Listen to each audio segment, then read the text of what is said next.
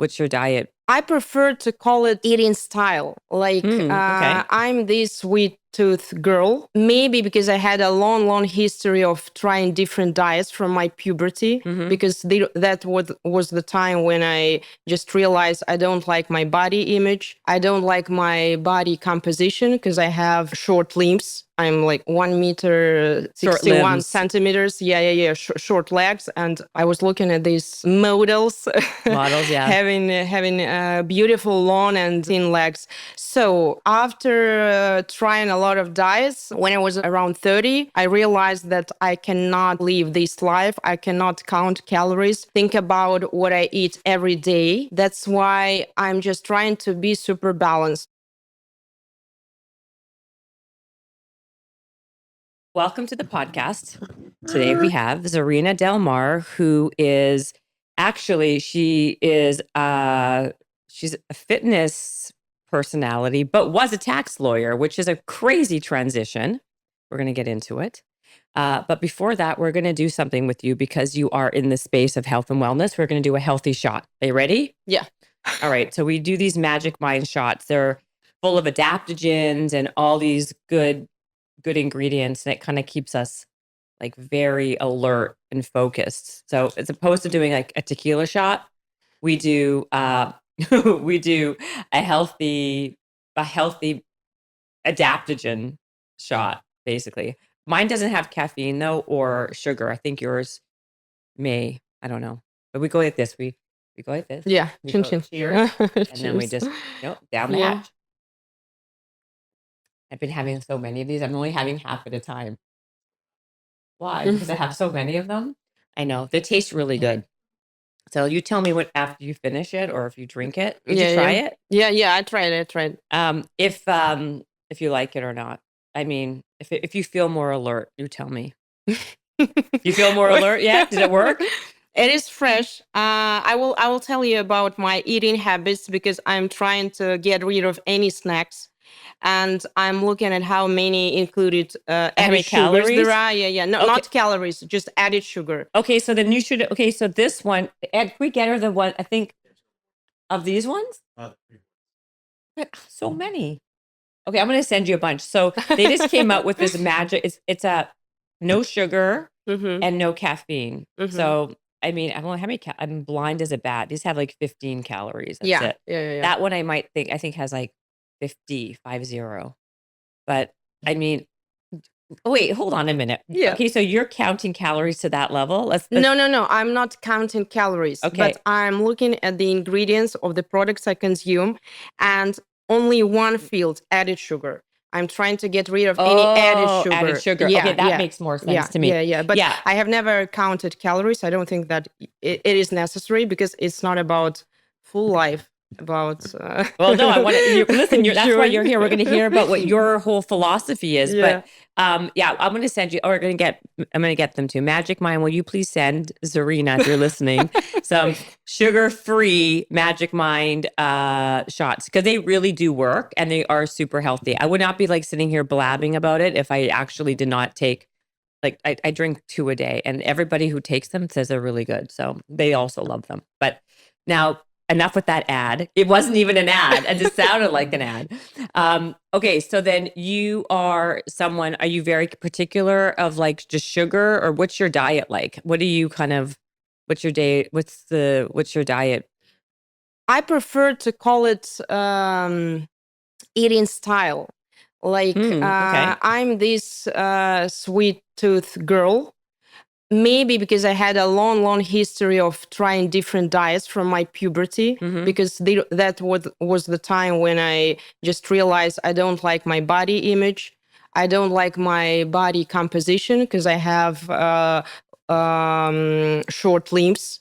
I'm like 1 meter 61 centimeters. Yeah. Short legs. And I was looking at these models, yeah, having beautiful long and thin legs. So after trying a lot of diets, when I was around 30, I realized that I cannot live this life. I cannot count calories, think about what I eat every day. That's why I'm just trying to be super balanced. I have my plate, I have my protein, my fats, my complex carbohydrates, my veggies, and and I'm just trying not to snack because I want to feel real hunger and feel fullness and be able to move freely. So it's just this is all about basics. I of course I eat cakes. I can eat cookie. I love cookies, but I eat them after I had my full and complex meal. And each meal is the same. Like breakfast is the same as lunch, and lunch is the same as dinner. And when you say that, you mean like each meal you have the same breakdown, which is protein, Yeah, complex yeah, carb, fat yeah. for I'm each trying. meal. I'm trying to do it. Yeah, yeah. Okay, so when you were younger, were you athletic? You said you had some body image issues, which I think every girl has to some level. And, I mean, if they say they didn't, they're probably lying. Because I think there's a lot of different, like, people may not have like full on eating disorder, but there's a lot of disordered eating that's in our culture. And I actually think that the pendulum is swinging back to where we used to be, where everybody wants to be really skinny. And that's like the Kate Moss look has become like really popular again. You know what I mean? It Yeah. used to be for, Like I mean, nowadays yeah, it is coming it's back. coming back. Yeah. Like The obsession with being thin, because with all the GLP-1s and with just overall, it's not so much like there was this philosophy. Actually, I wrote this book years ago, like 10 years ago, called Strong is the New Skinny. Yeah. And I believed that like the idea that like obtaining or trying to go for a goal like being strong is a much healthier goal than just being skinny, because not everybody could be skinny, but everyone could be strong. And I feel like for a while there, that was kind of part of our like zeitgeist. And in the last couple years with all the GLP-1s, people are now focused on like who can be skinnier. If I'm a size 4, I want to be a size 2. If I'm a size 2, I want to be a size 0. Like the pendulum now has gone and swung in a really unhealthy direction. That's what I've seen. Have you noticed that? Absolutely. It's because of GLP-1, and I thought that it was common for us. Like I am 39 years old, Mm-hmm. for my generation of ladies around 40 or 45. But then I found that even ladies of 50 and 55, Mm-hmm. they remember that they were dieting and they were trying to be as skinny as it's possible. And what I say, I have 12 years old daughter, and now she's thinking about her waist to be slim, her legs to be slim and long. And I'm just explaining her that you were born in this body composition. Like I have strong legs, and even if I don't squat, I have strong Right. legs, and my upper body is slimmer than my lower body, and that's I That's was your body struggling. type. Yeah, that's my body Yeah, that's your type, and body type. I have to accept it, and I will. I had once in my life, I had very, very thin legs when I was 4 weeks pregnant, and I wasn't able to eat anything for 2 weeks, Yeah. and I wasn't able to exercise. That was the skinniest You've ever been. form I've ever been. Yeah, I've ever had.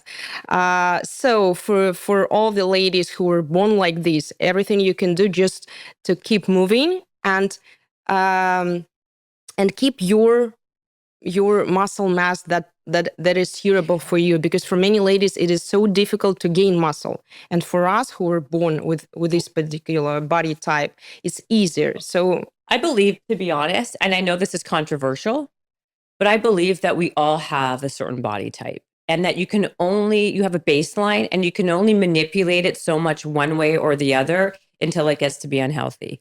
I mean, people can say all they want. No, it's about this, it's about that.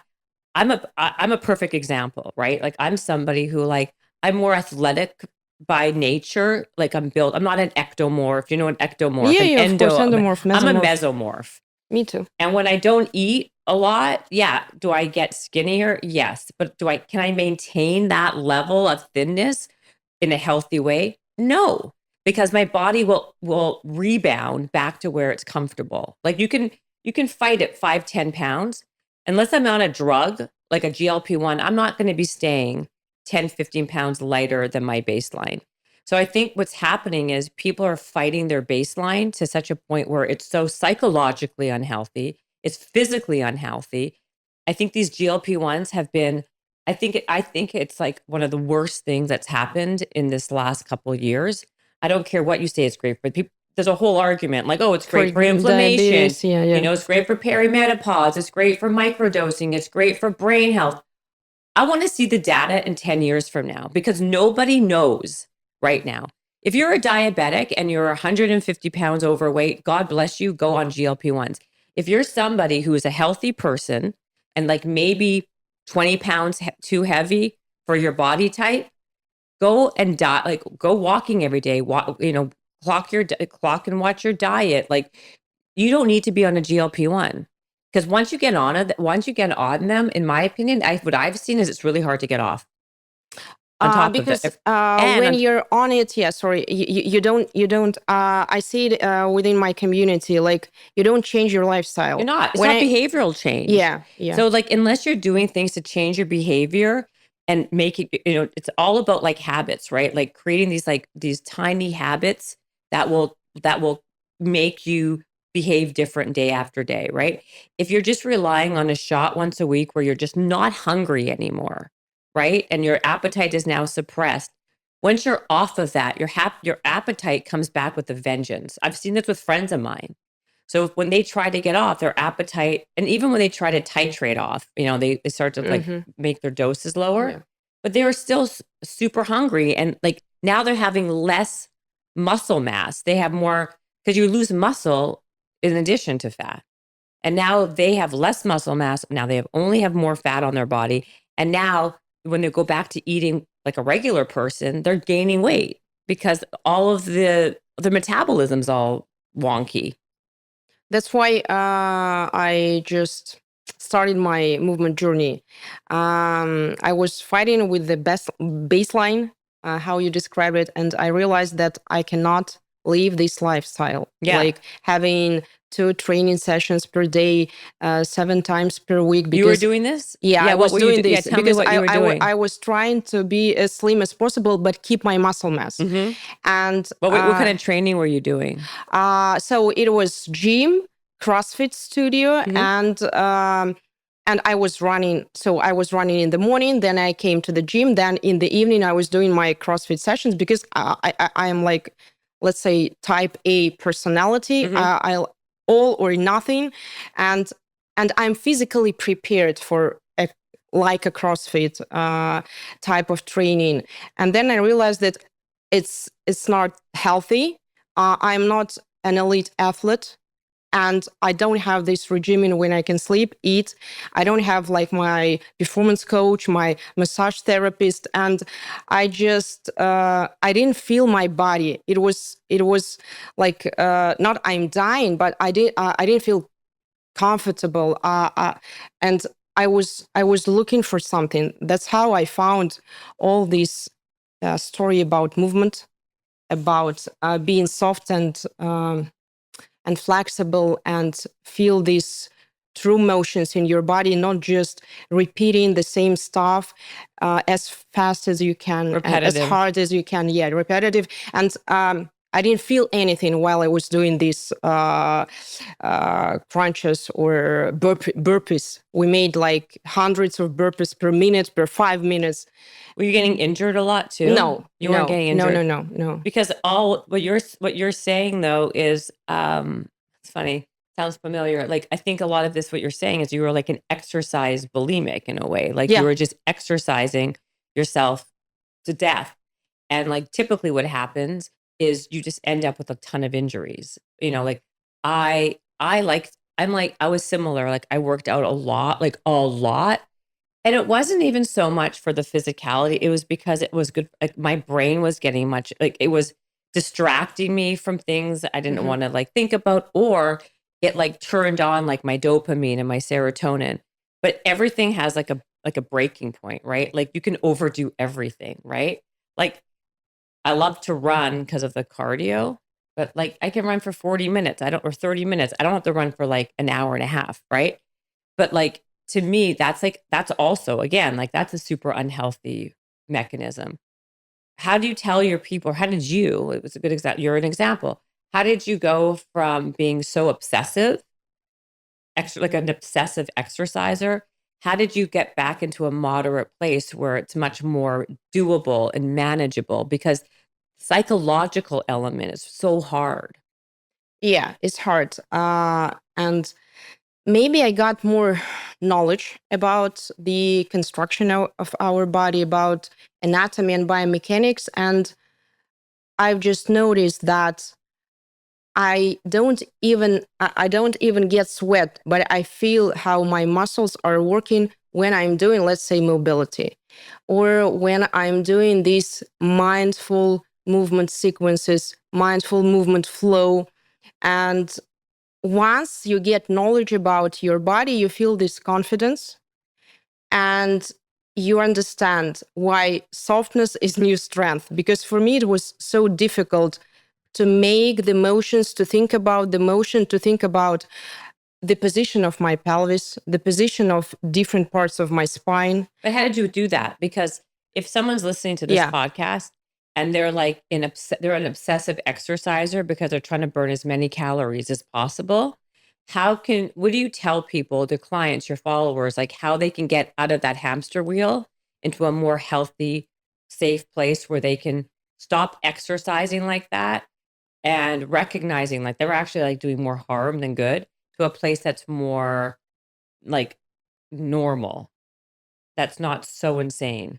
I see. Just try one session. I remembered I tried one session with one movement guy, and I felt something. So you I changed the type of workout you were doing. Yeah, just one session, and he explained me detailed instructions. That's why the main the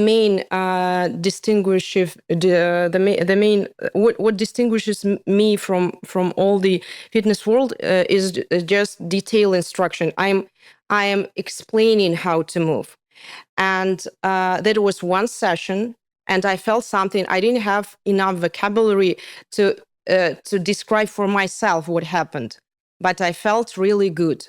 And we were moving slowly.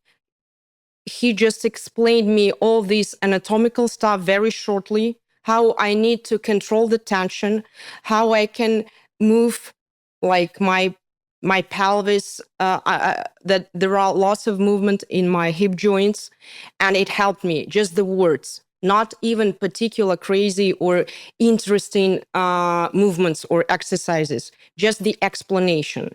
And at that time, I didn't read any books on anatomy or biomechanics. I didn't know what is happening in your joints, etc. So he just explained me that you are the main controller of everything what is happening. So it is like self-perception.